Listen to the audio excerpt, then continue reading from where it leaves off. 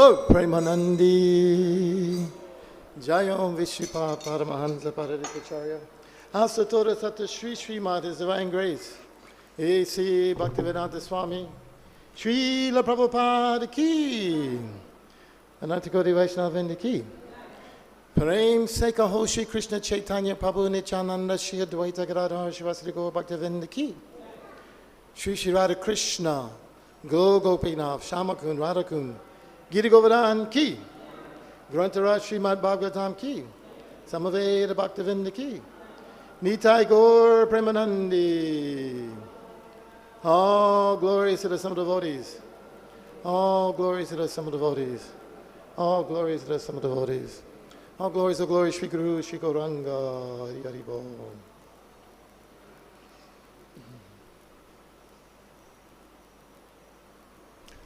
Om Namo Bhagavate Vasudevaya. Om Namo Bhagavate Vasudevaya. Om Namo Bhagavate Vasudevaya. Narayana Namaskritya Naram Chaivam Narottamam Devim Sadasatim Vyasam Uto Jayamudirayet Nastaparayeshu Abhareshu Nityam Bhagavata Sevaya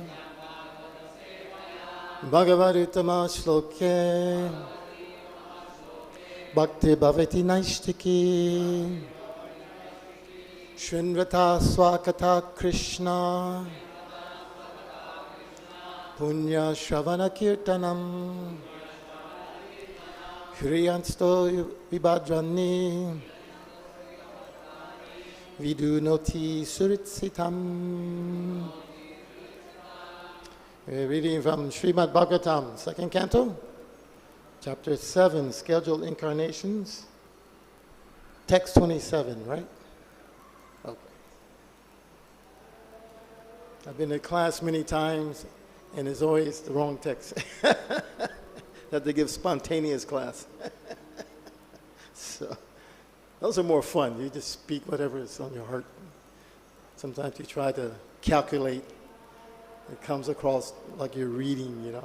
So anyways, Krishna's like that. He's tricky.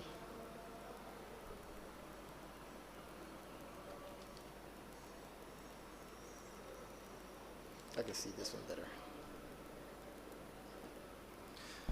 Tokena jīva-haraṇaṁ ulūki-kāyās.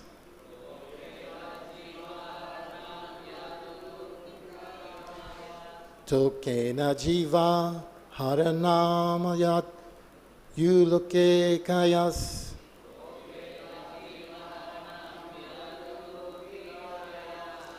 trai-māsikasya padā śakaṭo pavṛttaḥ.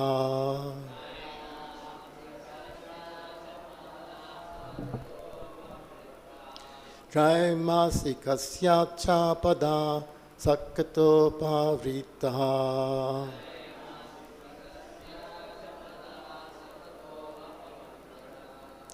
Yad riṅgatāntara-gatena divi-spṛśor.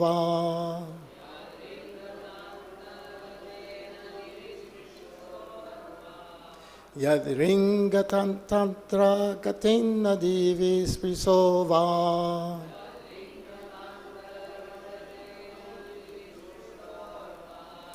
Unmūlanam antara-gatena na bhāvyam.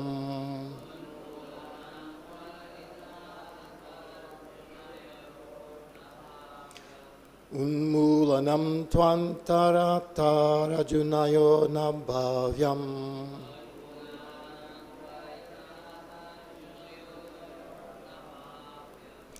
Tokena jīva-haraṇaṁ ulūki-kāyās.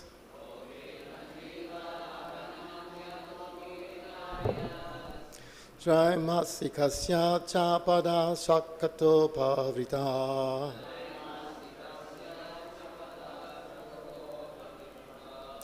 Yad riṅgatāntara-gatena divi-spṛśor.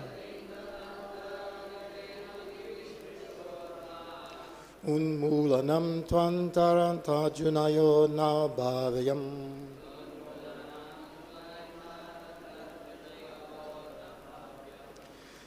Tokena jīva-haraṇaṁ ya ulūki-kāyās.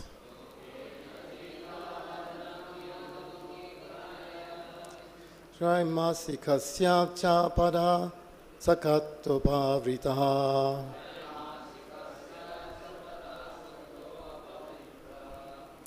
Yad riṅgatāntara-gatena divi-spṛśor.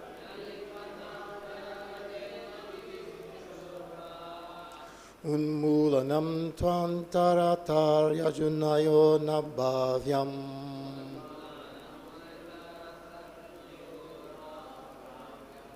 Vaishnavas, please. Anyone? Go ahead, Prabhu. You chant nice Sanskrit.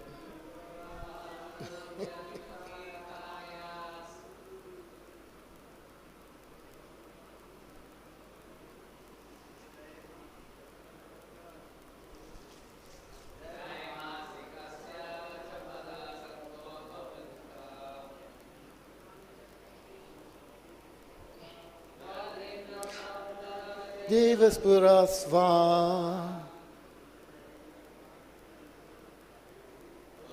unmūlanam bhāvyam.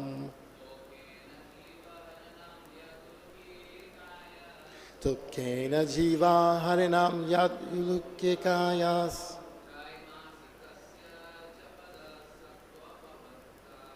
Trai-māsikasya ca padā śakaṭo pavṛttaḥ. riṅgatāntara-gatena divi-spṛśor.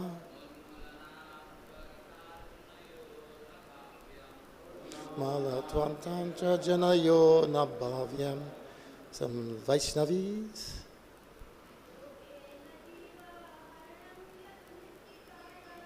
Tokena jīva-haraṇaṁ yad ulūki-kāyās.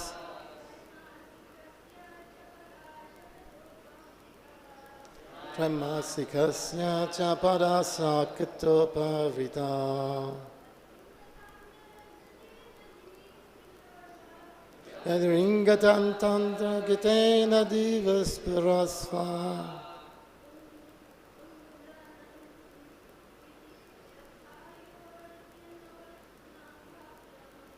unmūlanam bhāvyam. One more, lady. Vaishnavi, give it a shot. Come.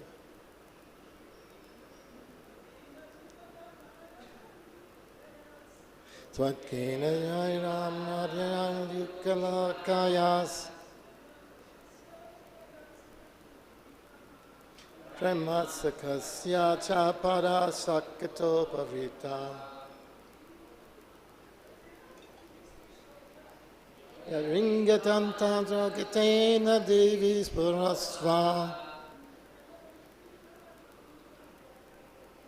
unmūlanam antara-gatena bhāvyam. Tokena, by a child. Jīva-haraṇaṁ, killing a living being. Yat, one which. Ulūki-kāyāḥ, assume the giant body of a demon. Trai-māsikasya, of one who is only 3 months old. Cha, also. Padā, by the leg. śakaṭo apavṛttaḥ, turned over the cart. Yat, one who.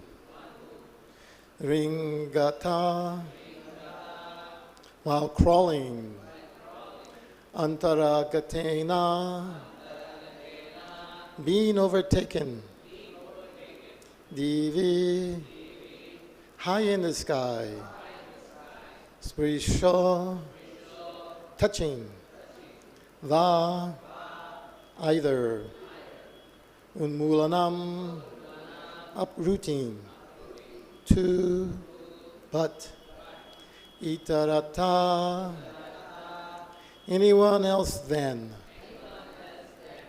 arjunayoḥ, of the two arjuna trees, bhāvyam, was not possible. Translation. There is no doubt about Lord Kṛṣṇa's being the Supreme Lord.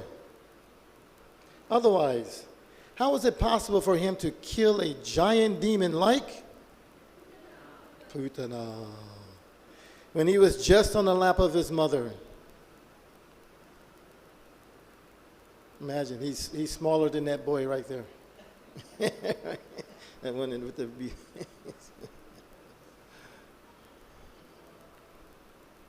to overturn a cart with his leg when he was only 3 months old, or to uproot a pair of arjuna trees so high that they touched the sky.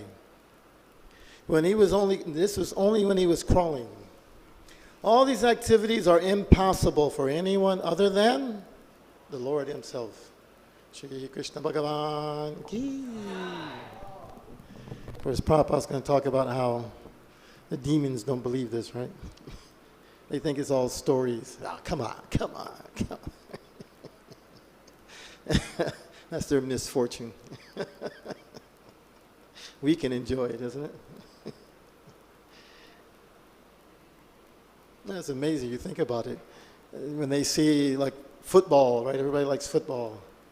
So who do they talk about? Is it Paley, all these people? Oh, wow, he's so great. He's so great. It's just a football. Then you say, well, look what Krishna did. Ah, come on.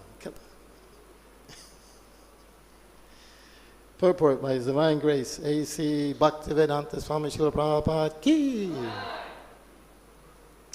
One cannot manufacture a God by one's mental speculation or by numerical votes, as has become a practice for the less intelligent class of men. God is God eternally, and an ordinary living entity is eternally a part and parcel of God. God is one without a second, and the ordinary living entities are many without number. They're unlimited. All such living entities are maintained by God himself, and that is the verdict of the Vedic literatures. When Krishna was on the lap of his mother, the demon Pūtanā appeared before his mother and prayed to nurture the child in her lap. Mother Yashoda agreed, and the child was transferred onto the lap of Pūtanā, who was in the garb of a respectable lady. Pūtanā wanted to kill the child by smearing poison on the nipple of her breast. But when everything was complete, the Lord sucked her breast along with her very air of life. And the demon's gigantic body, said to be long as 6 miles. How many is that in kilometers? Huh?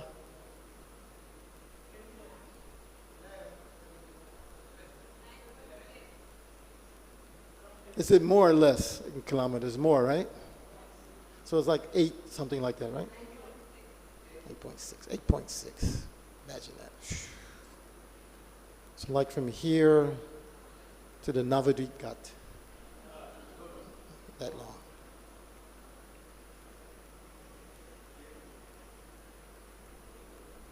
But Lord Kṛṣṇa did not need to expand himself to the length of the she-demon Pūtanā.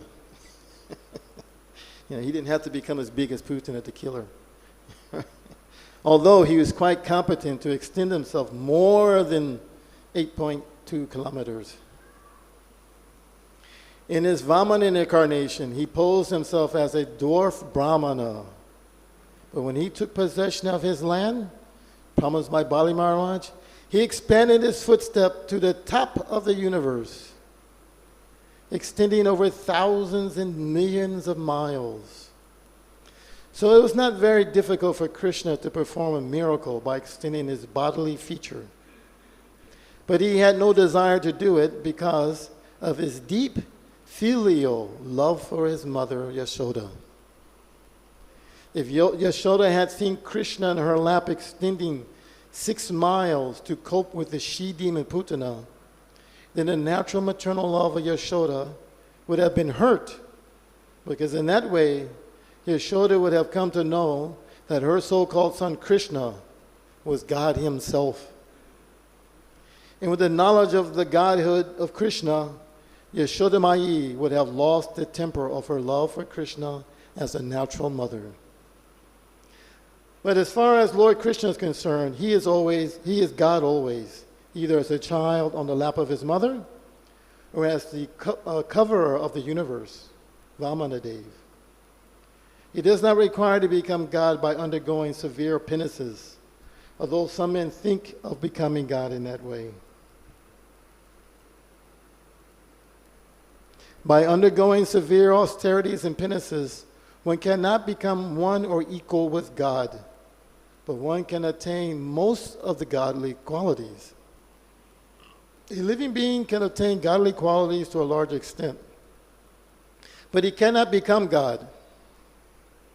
Whereas Krishna, without undergoing any type of penance, is God always, either in the lap of his mother, or growing up, or at any stage of growth. So, at the age of only 3 months, he killed Sakaṭasura, who had remained hidden behind a cart in the house of Yashoda Mai. And when he was crawling and was disturbing his mother from doing her household affairs, the mother tied him with a grinding pestle. But the naughty child dragged that pestle up to a pair of very high arjuna trees in the yard of Yashoda Mai. And when the pestle was stuck between the pair of trees, they fell down with a horrible sound. When Yashoda Mai came to see the happenings, she thought that her child had been saved from the fallen trees by the mercy of the Lord, without knowing that the Lord himself, crawling in her yard, had wreaked the havoc. So that is the way of reciprocation of loving affairs between the Lord and his devotees. Yashoda Mai wanted to have the Lord as her child, and the Lord played exactly like a child in her lap. But at the same time,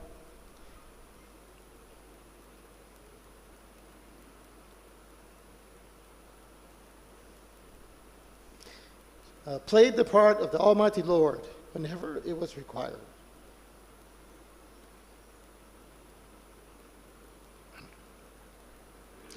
The beauty of such pastimes was that the Lord fulfilled everyone's desire. In the case of felling the gigantic Arjuna trees, the Lord's mission was to deliver the 2 sons of Kuvera, who were condemned to become trees by the curse of Narada, as well as to play like a crawling child in the yard of Yashoda, who took transcendental pleasure in seeing such activities of the Lord in the very yard of her home. The Lord in any condition is the Lord of the universe, and he can act as such in any form, gigantic or small, as he likes. Shri Krishna Bhagavan Ki. We can chant together. Om Jnana Timiranjasa Gananjanan Shalakaya Chakshu Umanitam Yena Tasmai Shri Gurave Namaha Shri Chaitanya Namo Bhistam Stapitam Yena Bhutale Swayam Rupa Gagadmayam Dadati Swam Badantikam Vandeham Shri Guru Shri Yuta Parakamalam Shri Gurum Vaishnavam Cham Shri Rupam Sagajatam Sahagana Ragnatamitam Tam Sajivam Sadvaitam Sadvahucham Parijanam Sahitam Shri Krishna Chaitanya Devam, Shri Radha Krishna Padam Sahagana Lalita Shri Vishakam Hey Krishna Karuna Sindhu Dinabandhu Jagapate Gopesha Gopikanta Madhakanta Namostute Tapta Kanchana Gorange Radhe Vrindavareshware Vrishabhana Sutadevi Pranamari Ripriye Vanjakapatu Vyascha Kripa Sindhu Bevacha Patita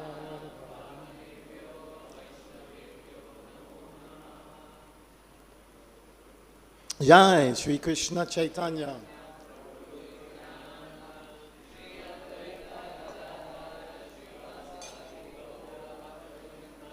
Hare Krishna, Krishna Krishna, Hare Hare, Hare Rama, Rama Rama, Hare Hare. So anyway, these pastimes are very nice, huh?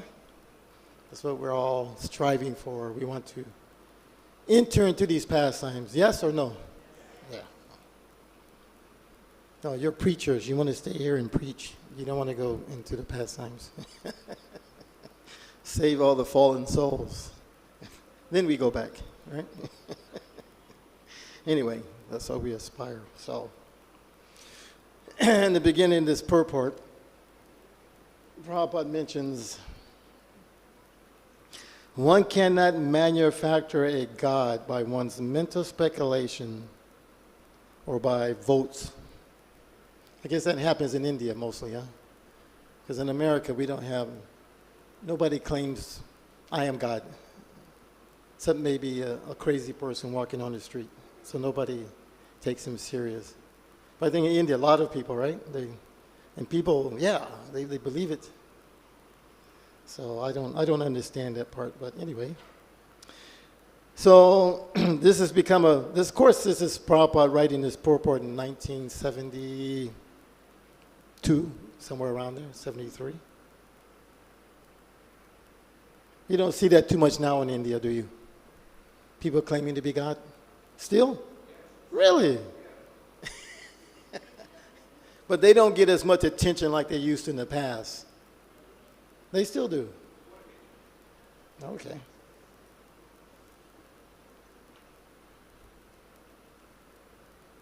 So anyway, Prabhupada said that's for the less intelligent class of men.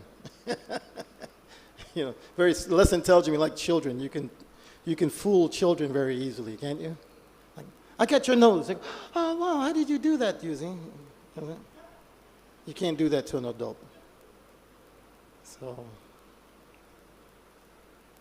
But God is God eternally. And an ordinary living entity is eternally a part and parcel of God. That's our position. God is one without a second. There's no two gods. And the ordinary living entities are many. There's so many that you can't count them.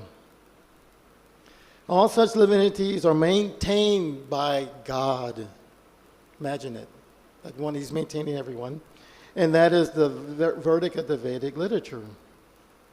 So, again, like I mentioned before the purport, people, we like to worship, because actually that's our nature. We are jiva. We want to serve. But Maya is facilitating our desire to feel independent. I can be God. So by that Maya Shakti, we can't seek God. We can't even understand anything because of that enviousness. That's what it's referred to. So therefore, in this world, actually there are two kinds of people. Right? The divine and the demoniac. 1616 mentions that. Do Bhutta Swagaka Lokasmin. There's two kinds of people in this world. And what are they? Daiva and Asura. They're divine or the demoniac. So then we could probably say, well, how is it most of us, how many people are born into devotee family? Raise your hand. Aren't you children? Your fathers are devotees? Raise your hand. Okay. Trying to see if you're listening. You're not listening to class. Okay. You too, Mataji? Wow, very fortunate. Now we're having more devotee families, you know. So from your time of birth, these things you know. It's not something, but most of us, from the West especially, we're born with the demoniac quality. Not demoniac qualities, but we were raised in a demoniac way. Meat eating, gambling, illicit sex, so many horrific things. But soon as you come in contact with the divine, it's immediately, isn't it? I think everyone has that experience, those who are not born in devotee families. Immediately when you come in contact with Kṛṣṇa in the form of his devotee, whether through the book or through association, you wake up. So that means you're not demoniac, you're divine. You're just in Kali Yuga. So you have to remember that too, of those who are preaching. It gets frustrating. You think, oh, these people don't care, or I'm wasting my time. You know, they can't understand. So you don't want to. No, but there's many out there. The ones who are demoniac, what do? You tell them, Krishna's God, they become angry. Why? Why? Why should Krishna be God, you know? Even if you're a little Vedic, they kind of, Shiva, so many people are God. Why Krishna? When you're envious, that's all you can see in that way, right? Because the opposite of premanjana charichalo bhakti lochachena, right? When your heart is full of love, then you see everything easily. No bewilderment. There's that nice story of the cobbler and the Brahmin. Everybody knows that? Okay, not too many, I'll tell it. So. Narada Muni, of course, he's always traversing the universe, everywhere, the Earth planet. And somehow or another, of course, he's coming along the Earth planet and he comes across a very Paka Brahmin. But he wasn't quite Vaishnava, Karmakandi Brahmin, ritualistic, concerned about liberation and all these things. But he can perform everything very nice. And he knew it also. So when he saw Narada Muni, he recognized, oh, it's Narada Muni, the great transcendental saint, traversing the universe. And he offered his obeisances. And he asked him, my dear Narada Muni, it's so wonderful to see you. Where are you on your way to? Oh, I'm going to see our Lord Narayan in Vaikuntha. Immediately thought, oh, there's some opportunity. Well, since you're going, could you ask him, when will I get my salvation? Yes, no problem. He could have asked Narada Muni for salvation, but he thought, no, let me ask Narayan. You get it quicker from Narada Muni than from... So, and as he continues, he comes across the cobbler. How many people know what a cobbler is? A shoemaker. You don't see those people anymore. Actually, in India, you see a few. Sometimes they'll fix your shoe for you on the street. Of course, most of the shoes nowadays are just glued together, so you just have to throw them away.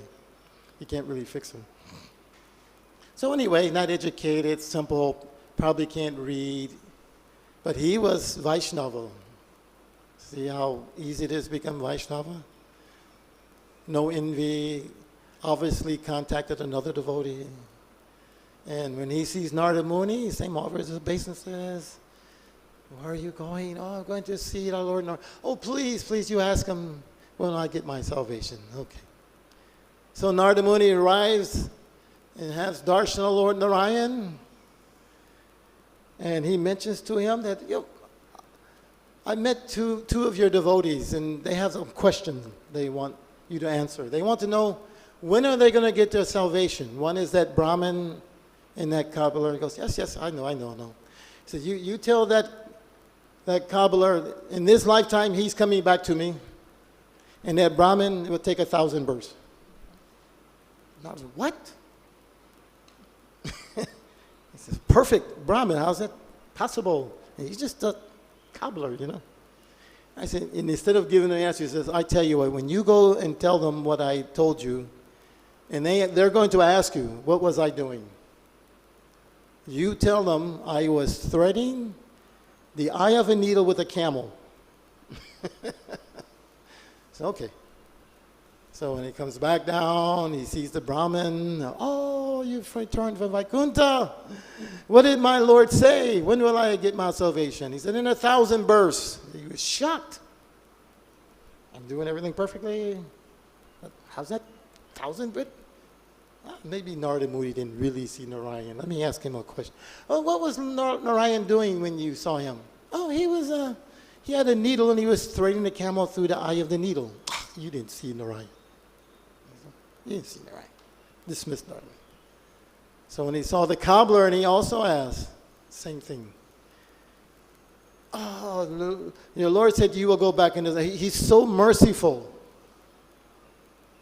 Even though I'm not qualified, he's going to allow me to go back in this lifetime. And he also asked, by the way, what was Lord Narayan doing when you visited him? Well, he had a needle, and he was threading a camel through that eye of that needle. Oh, wow, my Lord is so amazing. And Narada Muni said, you believe that? Yeah, why not? You see this banyan tree I'm sitting under? He put that huge banyan tree in this little bitty seed. Right? So why can't he not put them?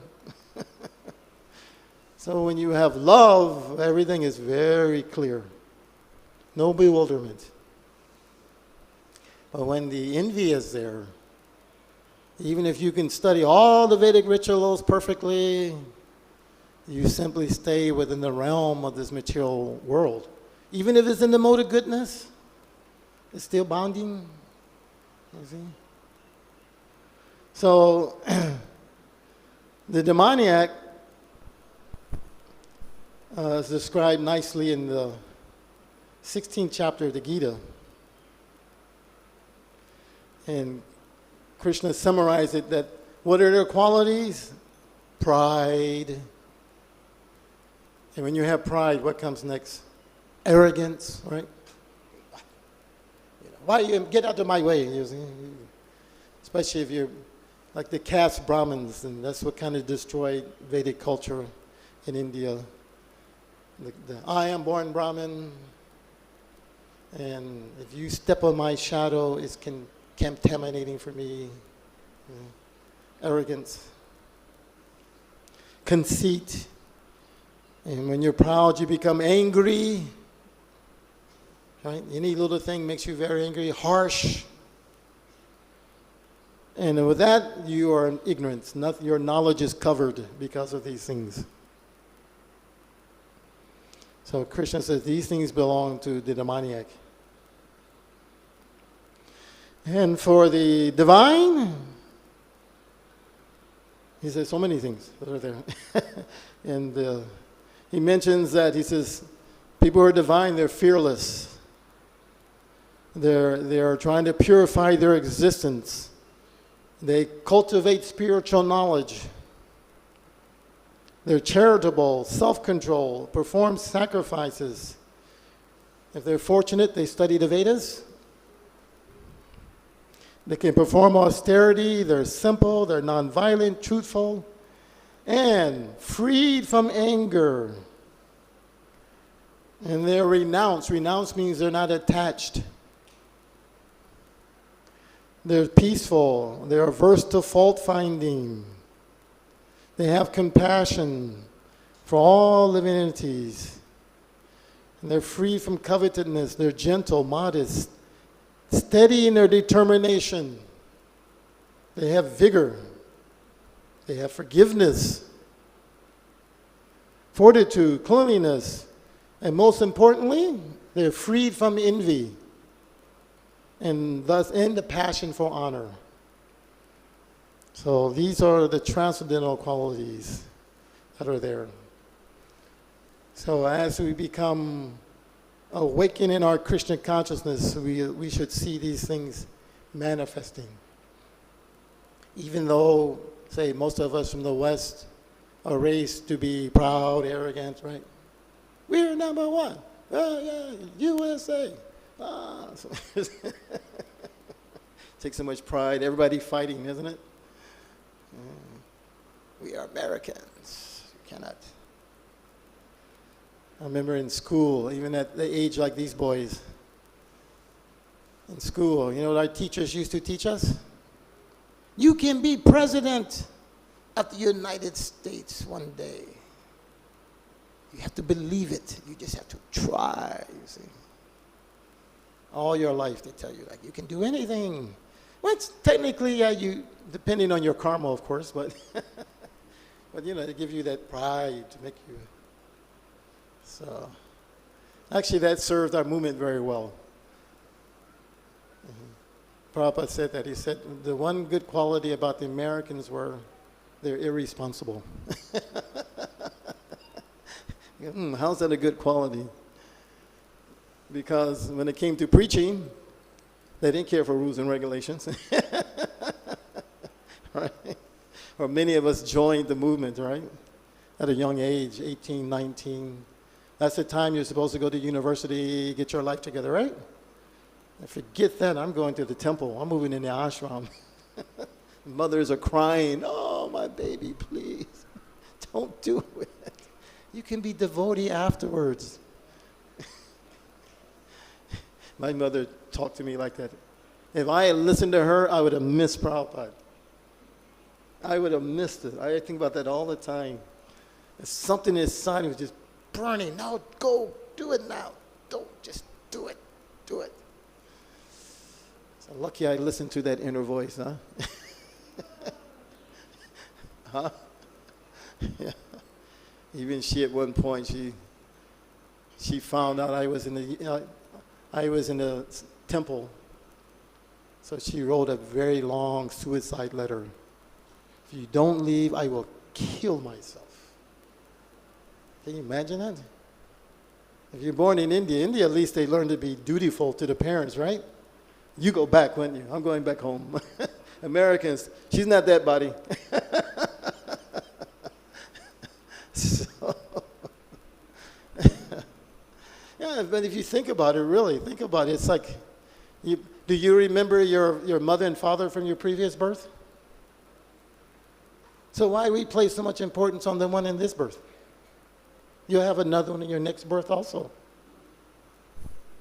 Better to fulfill Krishna's mission now, isn't it? So, of course, that's sannyas thinking, you know, that's sannyasi. There's never a good time to take sannyas, because especially if you're a family man, it's always something you have to do. Grandkids, great-grandkids, it never stops. But you get that urge, I have to fulfill the mission of the Lord, then you can, yeah, you go on. So it depends. That's, you know, Bhaktivinoda Thakur didn't sannyasi. It was better for him to remain a householder. You see what he accomplished, isn't it?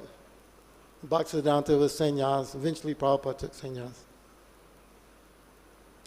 So,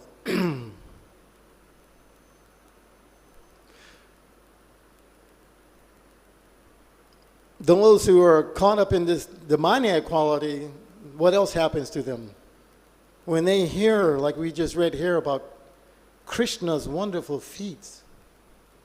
Not only that, even the feat of the material energy.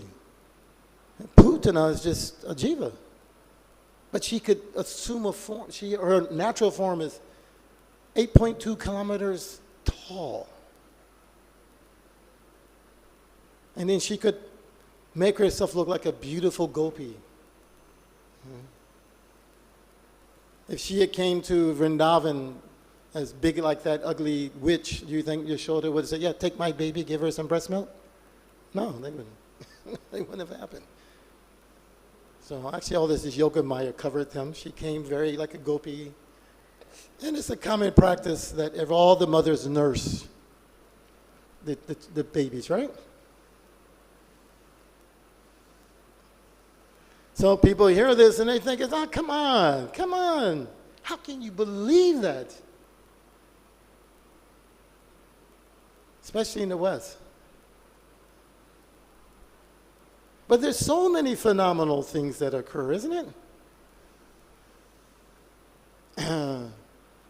So we're in the weather pattern of cyclones. Where we don't have cyclones like that. I mean, maybe you have one, but I never sing like that. Maybe once, but every night, isn't it? I have a balcony, and the sun is shining. All of a sudden, I think the house is going to get blown down. That's not phenomenal? How did that happen? Can they explain it? Can they make it happen?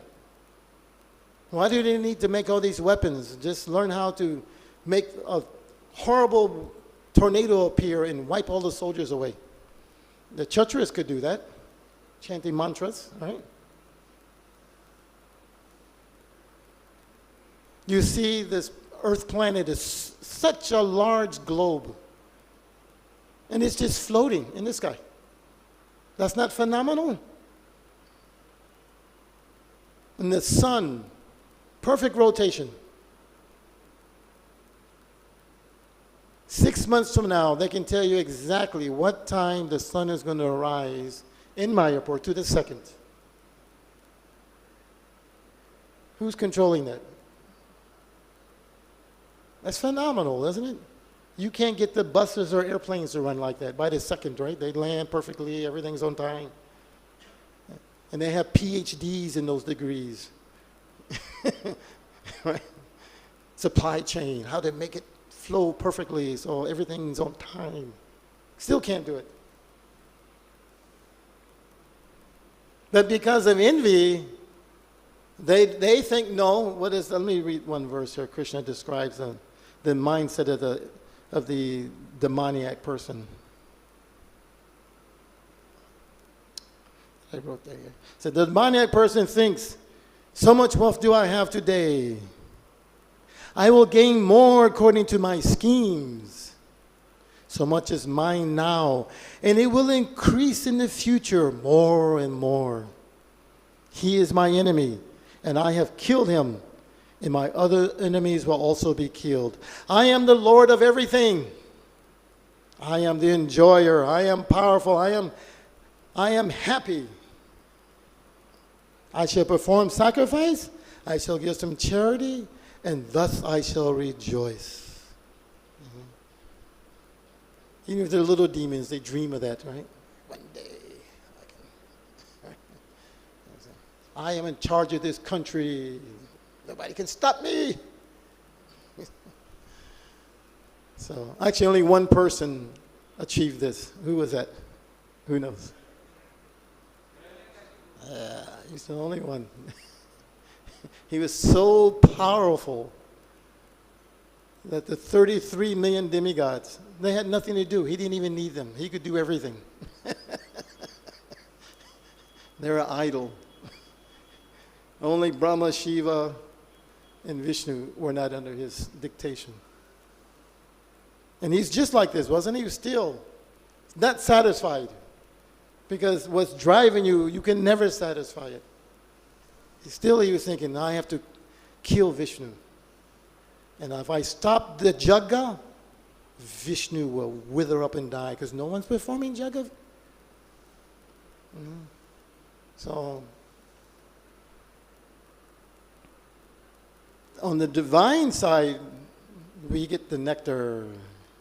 Is it? Even if we don't participate in these pastimes, just hearing them, it's so sweet. Yeah. And the karmis, they kind of make movies like this a little bit, don't they?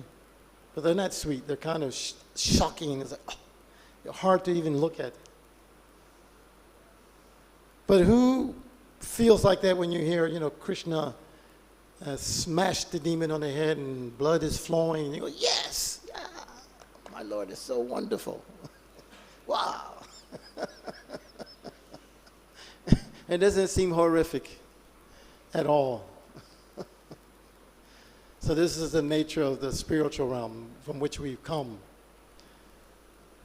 Even in the spiritual realm, there's anger, envy is there too. But it's transcendental. It gives, how do you know it's transcendental? It gives joy. It gives bliss.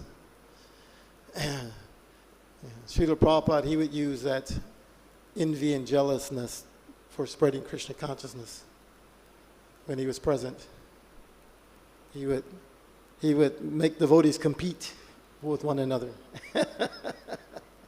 His goal primarily was for his books to be printed and to be distributed. So that required money. And the best way was to distribute the books. So naturally, devotees, they want to stay like this, huh? Isn't it? I like this dress. It's comfortable. In the summer, it's cool. In the winter, it's warm. Isn't it? And you put on pants, you're always hot. But this one is perfect. So, maybe some people don't think it's nice fashion, but some devotees, you see, some devotees, they can really, nice dhoti fashion. You see in Mayapur, nice colors and tied nice.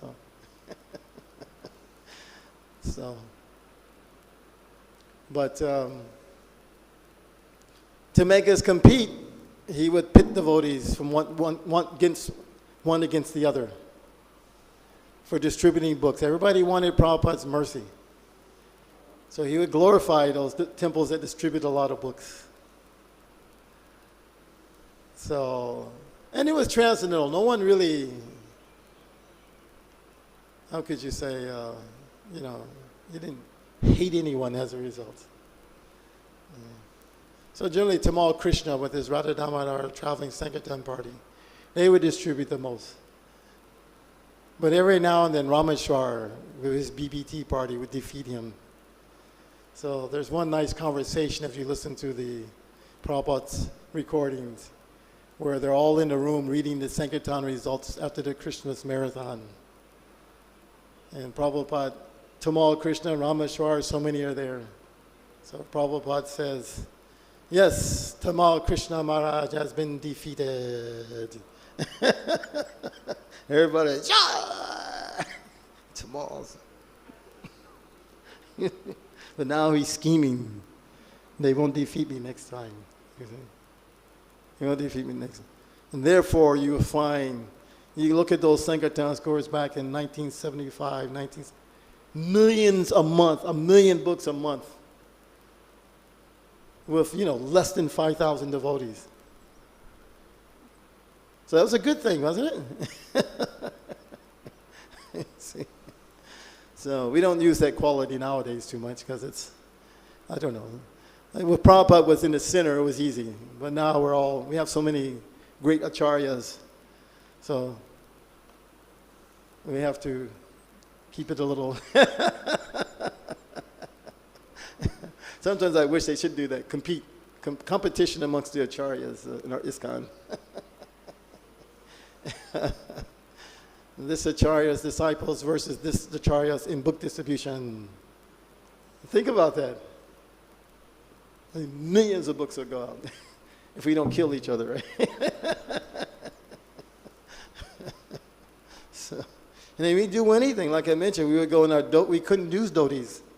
Because, maybe you could sell 1 or 2 books all day. 8 hours, and maybe 2 books. Wow, you did 2 books? How did you do that? So, we put on, we would put wigs on even.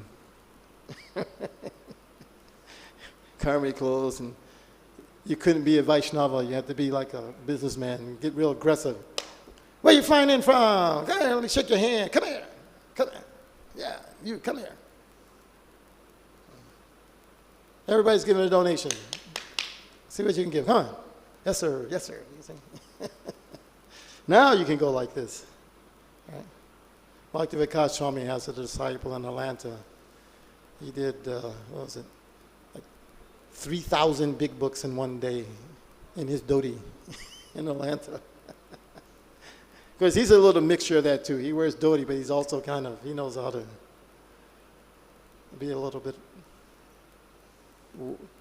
bewildering to him. And he's Indian and saffron, so people, I can see how people would really just surrender. So this activities, they're also nectar transcendental, our service here.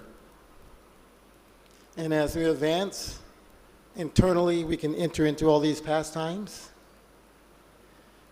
And then when we leave our bodies, maybe Lord Kṛṣṇa brings us back to the spiritual world. Or he gives us a second round. No, go back and do some more.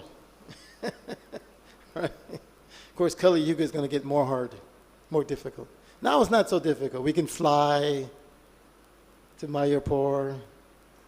You know, books are printed on $5. What is that? Nothing. What's $5? Even here, 100 rupees. Imagine 500 years ago. Could you get Srimad Bhagavatam for 100 rupees 500 years ago? Even if you had 1,000,000 rupees, you probably couldn't get one. You had to write it by hand, isn't it? So this period is very special right now for spreading Krishna consciousness and making the whole world like this, where everyone will appreciate these wonderful pastimes of Sri Krishna. So we'll stop here. If anyone has any comments or questions. Okay. Let's go.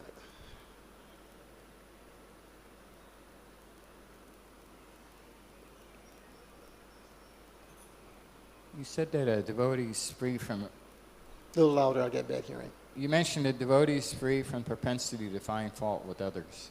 Devotees? Free from the propensity to find fault. Oh, okay, yeah. That was one of the devotee qualities you said. Sometimes devotees feel like it's really necessary to find fault with others. You know, they think about Haribol Prabhu doesn't really do things right, or Jai Prabhu made a mistake many years ago. We should be worrying about that. So, is it really necessary to find fault with others? Can we actually live like Gopal Bhatta Goswami, who never would listen to misbehavior, or is that impractical? Yeah, well, this is not. This one is talking about malicious fault finding. Not, you know, it's just like maybe your service. You have so many pujaris. You have to find fault. Hey, what did you do that for? What's wrong with you? You want me to kick you off the altar? Don't do that. That's fault finding. You can't say, I can't find fault, so just let the deity suffer. Because he's late, he doesn't do things properly. So within context. And then, you know, even amongst friends find fault with each other. But it gives pleasure, doesn't it? As in the Lord Nityananda and Advaita Acharya, right? Nityananda says, I come here to fulfill my hunger, but today I still have to fast. As you haven't cooked enough, what kind of householder are you? And Advaita Acharya is joking with her. Oh, you're just a reject Paramahansa. Be satisfied with your meal, throwing rice. So all those qualities, if you mix them with envy, they're not very nice. So, but when they're free from envy, so therefore you'll find especially in Vrindavan, I was going to talk about that, but I didn't, about how